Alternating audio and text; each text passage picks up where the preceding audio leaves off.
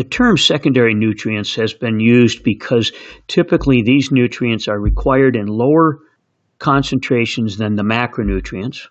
Nitrogen, phosphorus, and potassium are the macronutrients.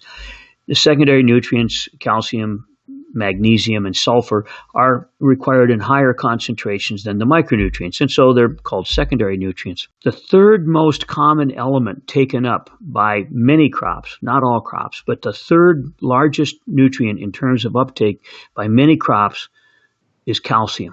And in fact, it's very common to have substantially more calcium taken up than phosphorus. Phosphorus is considered one of the major nutrients, and yet the uptake by many crops is greater for calcium, which is considered a secondary nutrient. So I would challenge our use of those words, and they're certainly ingrained in our terminology. They're not going to change. But as we're thinking about calcium, we don't want to think about it as secondary and therefore of secondary importance. It's of primary importance in terms of a whole host of physical, biological, and conditions that happen in the soil and in the plant.